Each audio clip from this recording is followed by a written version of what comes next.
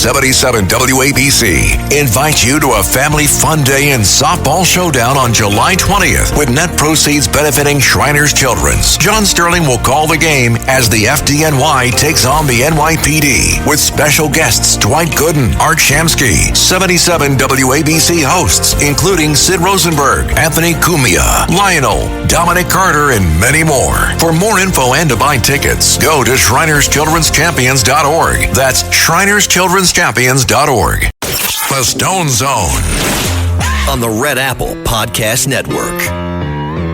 Dr. Hank Sheinkopf, my friend Hank, thank you so much for joining us. Roger, it's a pleasure to be with you. I'm grateful. So you are a shrewd analyst of American politics. You have an amazing ability to see the future based on data and trends.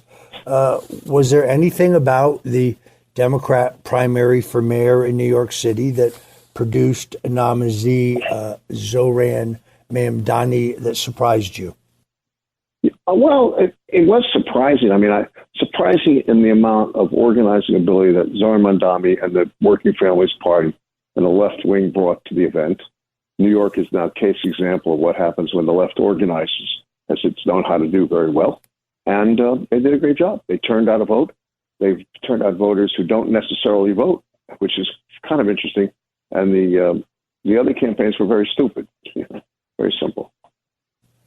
Do you think that his victory reflects changing demographics of both New York City and of the Democrat Party in New York City?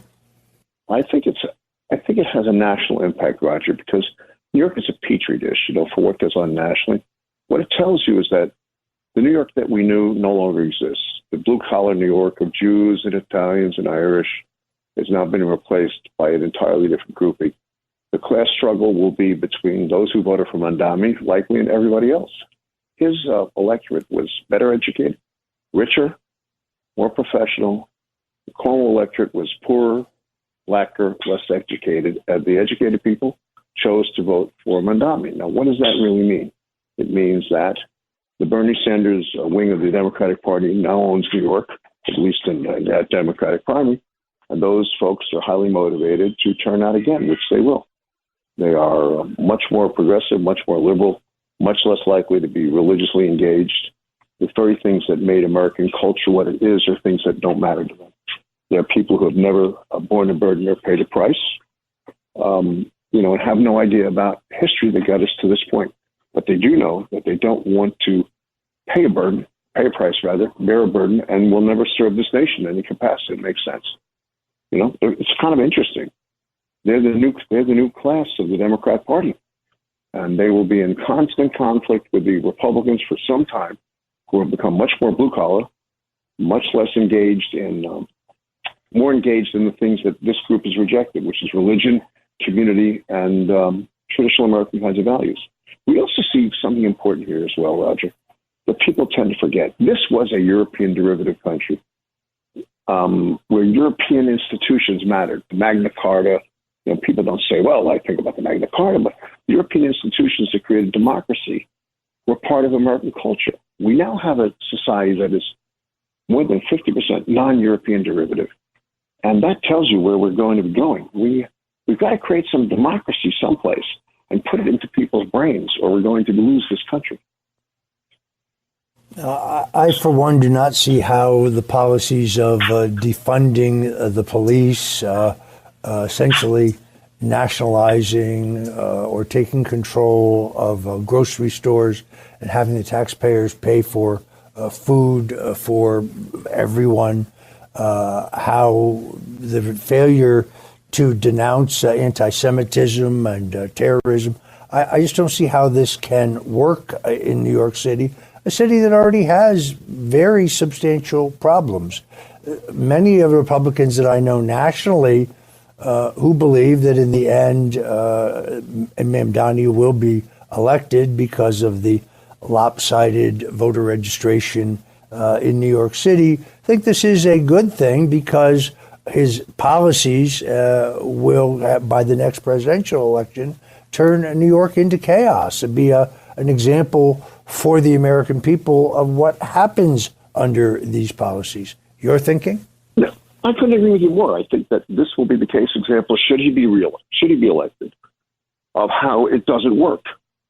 And it will be a place of chaos where police will be more significant but less significant. What do I mean by that? They'll be more needed, but they won't be wanted, okay? Because the people that elected Bandami don't think they need police. And they also believe that others really don't need them. What they need is something else. But what the something else isn't working. You know, even under David Dinkins, who didn't get enough credit for reducing crime. Crime went up under Mayor Koch and went down on David Dinkins. He knew that we needed more cops, and he went and got them. So we're going to live in a society in New York, likely, where police are less important, where the belief is that somehow if we reduce enforcement of societal norms, that everything will work out fine, which is not exactly how things work. And New York will change. It's not going to be the melting pot that it was. It's going to be something different. What that difference is not clear yet. But it won't be the New York that we knew. Cultural institutions will suffer. Educational institutions will suffer. And the people that paid the tab, they're not staying. I mean, the Jews will start to migrate out, which when that happens in any society, Hannah Arendt was right, it's the beginning of totalitarianism. Just a simple fact of life. You can't have chaos and presume that a society will function well. And that's what this portends. Simple. So I'm not hopeful about the future here. Yeah, look, I think we both respect the extraordinary political talents of Andrew Cuomo. The polling always showed him leading in this race, but of course he did not win. He was carrying very, very significant negatives pertaining to the circumstances of his resignation and the attempt to impeach him before he resigned.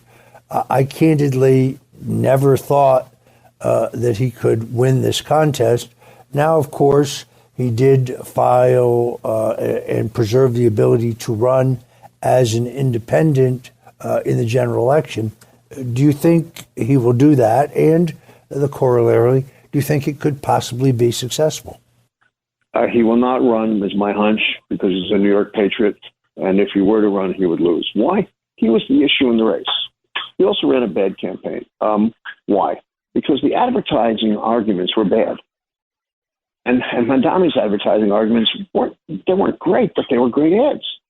They fit the tenor of the moment. They were slick. They looked like text, TEXTS.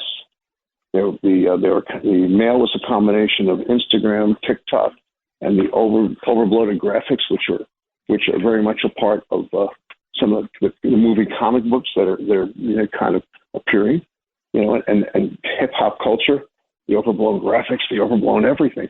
He understood that. Andrew Cuomo didn't.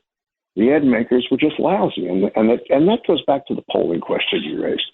We're living with pollsters who I cautioned some people. I said, stop looking at people who voted in 4 of the last 4 elections or 3 of the last 4 elections. Start looking at people who voted in 1 of the last 4 elections or 2 out of the last 4 elections, because those are the people that Mandami is going to turn out. And that's exactly what he did. That, combined with the understanding of social media and better advertising, kind of sunk Andrew Cuomo. Plus, his history. The sexual harassment arguments had tremendous impact here. And there's something you can't forget, because they were all over the newspapers and extensively covered for an extended period of time.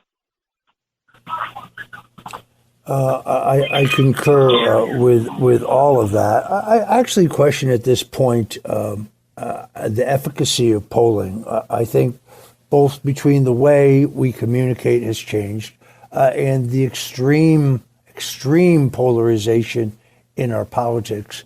I really wonder the extent to which voters, Republicans and Democrats, and those who are neither but who do vote, are willing to answer questions either on the phone or online from strangers they don't know. They don't want to be targeted. They don't want to be harassed. They don't want to be identified. I think taking a legitimate, scientifically based poll today to try to get a snapshot of voter opinions is increasingly difficult. It is. We're not living, as I noted before, in a communal society anymore, Roger. And polling is kind of a communal thing. People call you. It might be your neighbor. They say, oh, I'm your neighbor. I live in your community. And by the way, I'd like to know how you're feeling. Would you mind answering some questions? And that'd be really good. Nobody's doing that anymore. They're streaming television in. We live in a society that is much less personal, much more, much less communal, much more driven by individual needs and desires, much less communal, much less voluntary, and much less civic. Our turnout numbers are kind of lousy when you think about it. So why should people want to participate? Why should they want to be polled? Yeah, we definitely saw this phenomena in 2024 where President Donald Trump exceeded his share of the vote by several points above all of his polling in the swing states.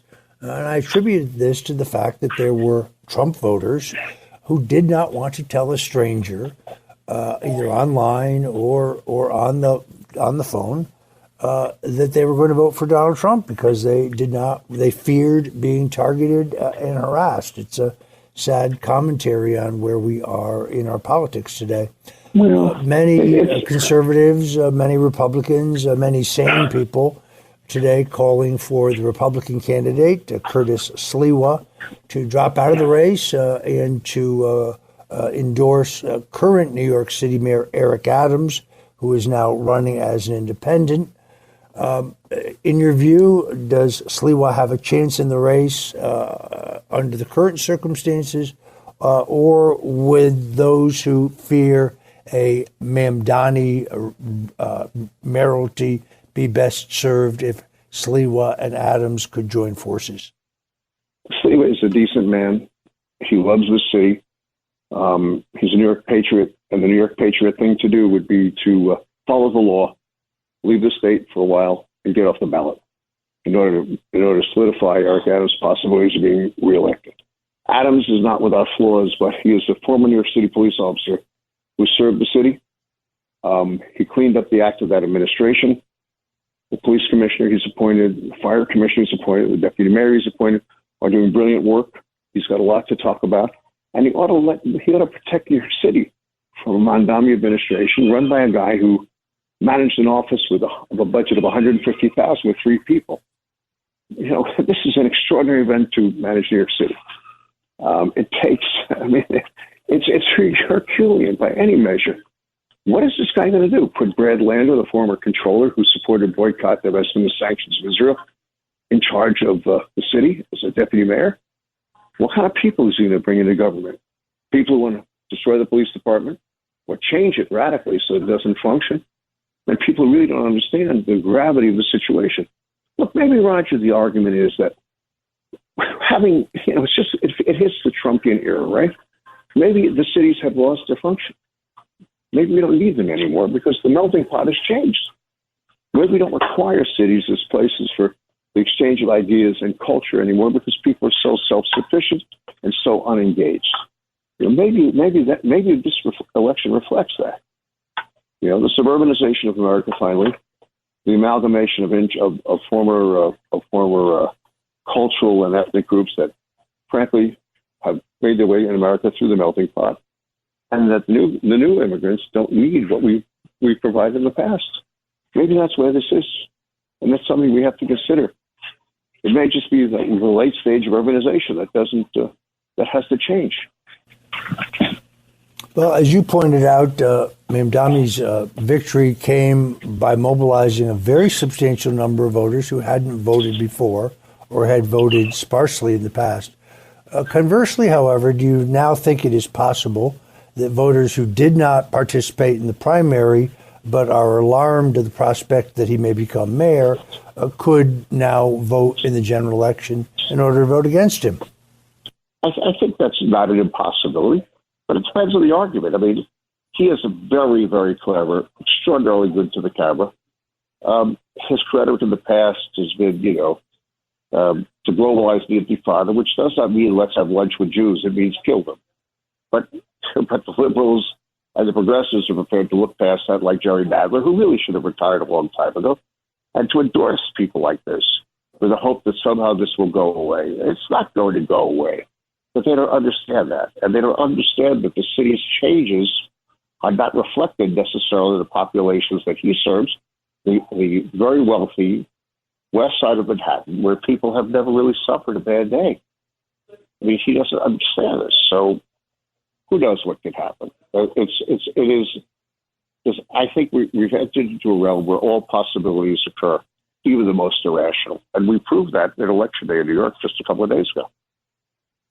If you're just tuning in, folks, we're talking to the premier Democrat strategist in the country, Hank Sheinkopf, one of the few Democrats I know who accurately predicted the election of Donald Trump in 2024. And we'll be right back. So please don't touch that dial. The Stone Zone on the Red Apple Podcast Network.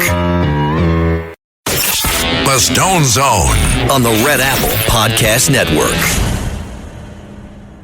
And we're back in the Stone Zone. We're talking to Hank Sheinkopf, to me, the preeminent and I think most brilliant Democrat strategist in the country today.